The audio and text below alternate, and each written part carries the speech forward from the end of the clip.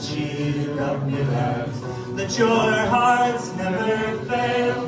For the body ship, the diamond goes a fishing for the whale. Before we continue, we invite you to follow our channel, the only American show reporting live from Ukraine every day.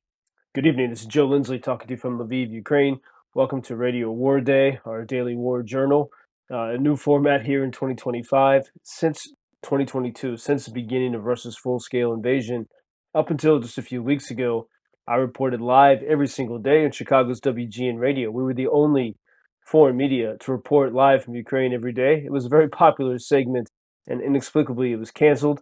So now we have a new format. It's a bit awkward for me after 3 years not to be interacting with the host of that program, with Bob Surratt, and to speak with the audience every single day. But we have a new format. I took a couple weeks to go to Ukraine's Carpathian Mountains for a bit of a reset. And I think that our new format will be more dynamic. We'll have interviews, conversations with many people here in Ukraine, not just Ukrainians, but many of the foreigners who come here to volunteer and to help. And you'll get to see a bit of the videos that our team produces that usually we only share on Instagram and on X. You can see all that here in these videos every day. And I encourage you to please like, follow, and subscribe. Please, especially those who used to listen on the radio. You can find these reports here on YouTube and also on Spotify. And so please excuse some hiccups in our new format as we get going. But very quickly and sort of briefly today on the news, just in the past moments, Kyiv has come under attack. It seems that the Russian-Iranian drones are swarming around Kyiv city. A few moments ago, there were explosions, and as I speak, more drones are on the way. We also have to note, last week, the Russians especially were pounding the southern Ukrainian city of Zaporizhzhia, a city whose name means something like beyond the rapids. It's the ancient Cossack capital, and it's not so far from territory the Russians have occupied since 2022. And they've been absolutely pounding that city. I mean, unfortunately, a lot of scenes in Zaporizhzhia look like some of the scenes from Los Angeles, which brings us to the next point that President Zelensky has announced that he's sending some 150 Ukrainian firefighters to LA. Now, obviously, Ukraine needs these firefighters, but I think this is important to show this gesture that we all have to make sacrifices and help each other. And it's a great sign of gratitude. And certainly, Ukrainian firefighters are pretty well experienced.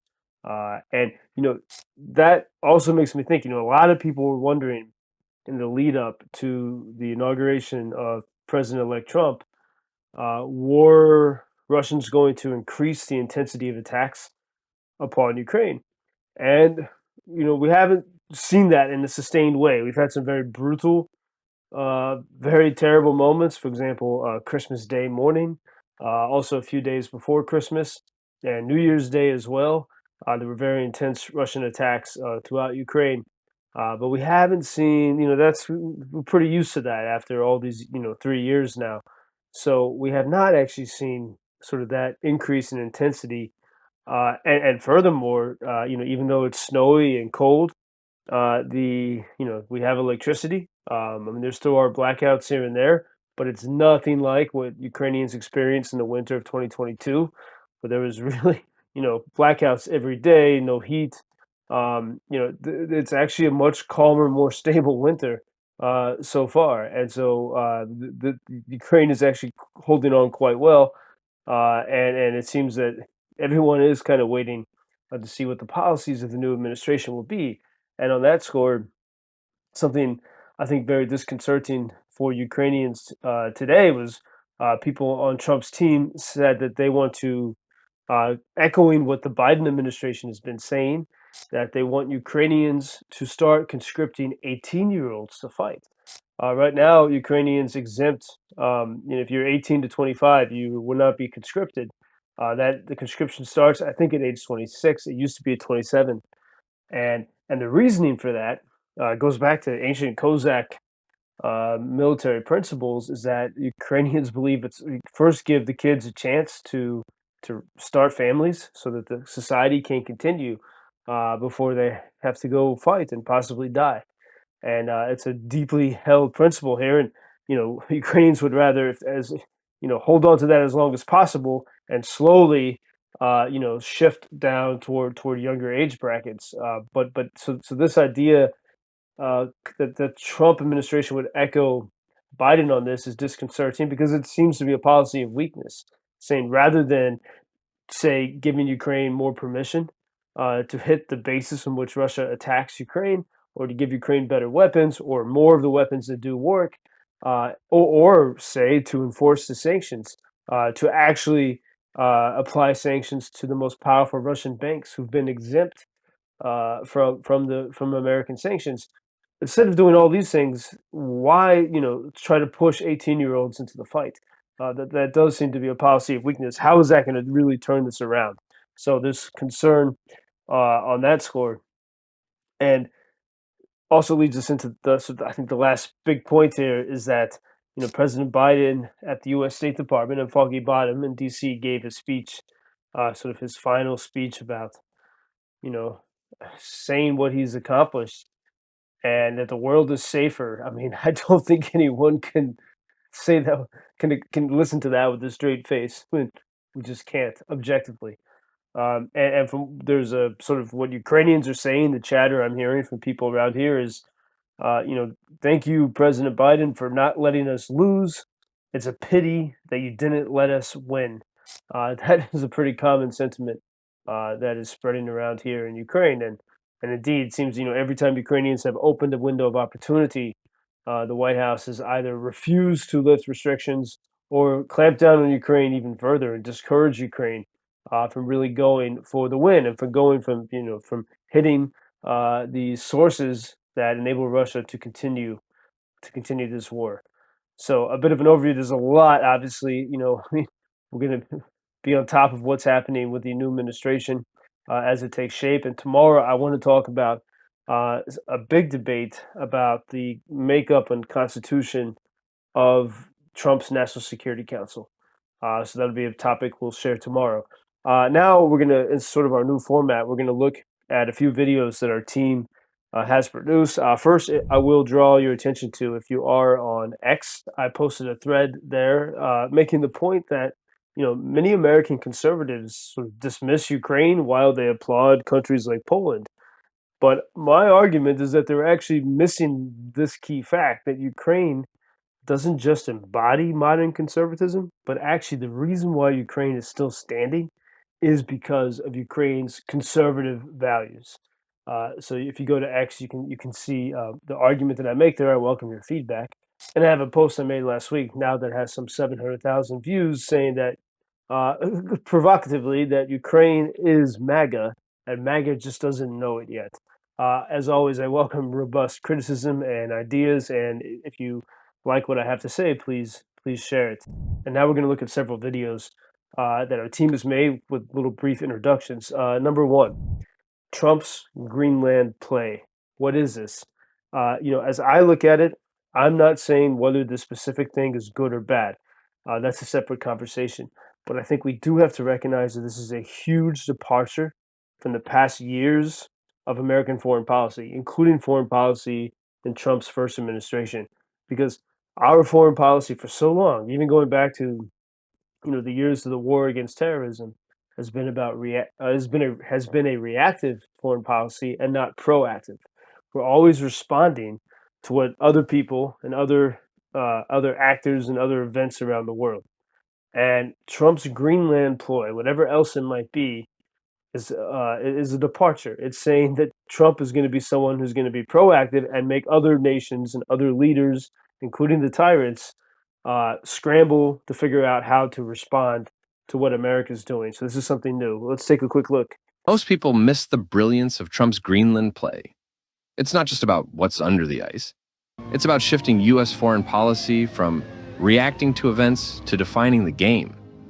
For years, U.S. foreign policy has been stuck in reaction mode, following agendas set by others. But here's the thing. Reacting isn't leading. It's weak. It cedes control to your opponents. Think about it in your own life. When you wake up, do you take time to define your day? Or do you let incoming messages steer you? It's the same with foreign policy. in a world where Xi Jinping, Hamas, and Putin think they're the only ones calling the shots. Trump's move was bold, unexpected, and attention-stealing. This is how you lead. Define the game and make others scramble to catch up, while you proceed with your mission. Greenland was a wild card, but it was Trump's card. And it wasn't just about land or resources. It was about resetting America's foreign policy. No more listening to blah, blah, blah about red lines. The message? It's time for America to define the agenda in a business-like way, not in the barbarian, warlike manner of the enemies of freedom. And number two, Ukrainians continue to celebrate Christmas even though it's January. I think this is pretty nice because the rest of the world. I mean, how many people complain about the post-Christmas blues, how difficult January is. It's still dark and bleak, and it's a you're missing the holidays. Well, Ukrainians don't have that problem because they continue to celebrate through the rest of this month, even in the wartime. You really need that during these dark days. So let's take a look at a Ukrainian musician, Gordy Staruk. He makes hurdy-gurdies, as you can see in the video. And here he's created a mashup of Ukrainian music with the very haunting and beloved Irish carol called the Wexford Carol. Really a lovely piece of music here with some great Ukrainian energy. Good people all, this Christmas time, consider well and bear in mind what our good God for us has done in sending His beloved Son. With Mary holy we should pray to God with love this Christmas day. In Bethlehem upon that morn there was a blessed Messiah born.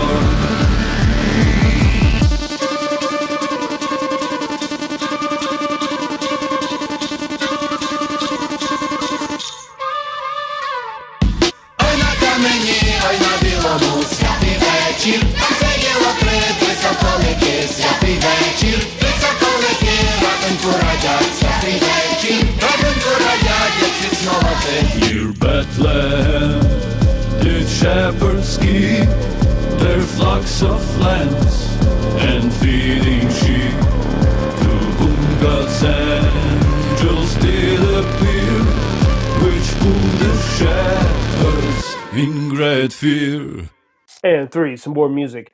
Here's a scene from a music club in Lviv on Saturday night. A little bit of what life feels like in the city at war, 1939, 1940 vibes. Here we had Ohio musician Binya Stewart leading a crowd in Lviv and singing a sea shanty song. Just a nice moment to check out. The words are, "Cheer up, me lads, let your hearts never fail." Cheer up, me lads. Let your hearts never fail. Let your hearts never fail. For the bonny ship, the diamond goes a fishing for the whale. For the bonny ship, the diamond goes a fishing for the whale. Головна мелодія. You got it. Here's amazing. Well, the diamond is the ship, me lads, for the Davis Strait we're bound. Well, Kyiv is all garnished with the bonny lasses around. Captain Thompson gave the order to sail the ocean wide, where the sun it never sets, me lads, nor darkness dim the sky. Well, let's cheer up, me lads, let your hearts never fail. For the bonny ship, the diamond goes a fishing for the whale. Oh, along the quay of Peterhead, those lassies stand around with their shawls all wrapped around their necks, the salt tears dripping down. Well, don't you cry, me bonny lass, or you'll be left behind. Well, the rose will bloom on Greenland's ice before we change our mind. And number four, Here's a little video we made asking the question, who fears Ukraine? Our theory is that it's not just Putin, but also comfortable, cozy elites in the Western world. If you look at the speeches of Biden or Macron or Schultz, when they speak about Ukraine, they usually, almost always, they mention sovereignty, but they don't talk about freedom. And they definitely never mention Ukraine's 2014 Revolution of Dignity, which is the very catalyst for this war, because without that revolution, Russia would already control Ukraine. And I think it's very interesting why they never talk about it, and we should ask some questions. Here's why the global elite fear Ukraine and why they've quietly prevented it from winning. Oh, he doesn't need F-16s now. Ukraine's Maidan revolution terrified elites worldwide. Why? Because it proved that grassroots movements can topple deep state regimes. Hong Kong protesters waved Ukrainian flags before Beijing shut them down. Ukraine makes tyrants shiver. Eastern and Western leaders fear their own citizens might follow Ukraine's example. That's why they never challenge the lie that Maidan was created by Victoria Nuland. They want you to believe that people-driven revolutions are impossible, that only the state can achieve great things. Computer says no. Ukraine is rooted in old-world traditions, tight-knit communities, and healthy agriculture. These bonds, coupled with innovation and a hatred of communism, make Ukrainians hard to manipulate. They're not corporatized atoms, as Giorgia Meloni puts it. Ukrainians defy left-right labels. Artists and rebels are buying drones and fighting at the front. At rock concerts, pink-haired musicians shout, "Christ is risen!" Ukrainians can't be boxed in, and this terrifies the media-industrial complex, which can't control or stop such freedom. Not even, so far, with ballistic missiles. And 5, lastly today, our Ukrainian Freedom News Coalition has created a way to honor some of the best freedom volunteers that we've met here in Ukraine, Ukrainians and foreigners alike. And so today we take a look at the story of Chicagoan Jim Gamache. From the Honorable Guardian Order of Freedom drones, to all whom these presents shall come, greetings. Today, we honor Jim Gamache of Chicago, USA, for his assiduous dedication to the defense of freedom and dignity in Ukraine, and for the benefit of all good people across the globe. In the spring of 2022, like so many others, Jim arrived at the Lviv railway station, eager to contribute however he could. He began his journey at the frontline kitchen, chopping vegetables alongside a diverse group of volunteers from around the world. Gregarious and resourceful, Jim quickly sought out bigger ways to make a difference. Soon, he became a regular in the frequently bombed city of Kyiv, just 30 miles from the Russian border. Today, Jim runs a Lviv-based defense tech startup, while also hosting fundraisers in the United States to supply drones and trucks for Ukraine's frontline defenders. From Lviv to Kyiv to Kharkiv, Jim has been an unfailing voice of financial support and emotional encouragement for many individual Ukrainians and foreign volunteers alike. For his cheerful efforts and generous devotion, we are proud to enroll him in the Honorable Guardian Order of Freedom drones.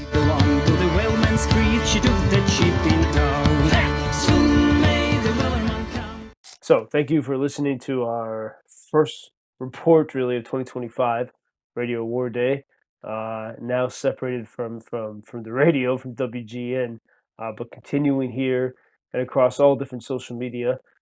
You can follow us and you can support our work at UkrainianFreedomNews.com. We had some very generous donations over Christmas, and so it's been pretty crazy, but we're still working to ship out some drones and some equipment to help make drones more effective is our current focus.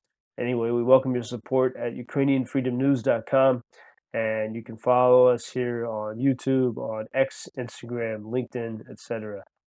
With that, until tomorrow, this is Joe Lindsley. Thank you.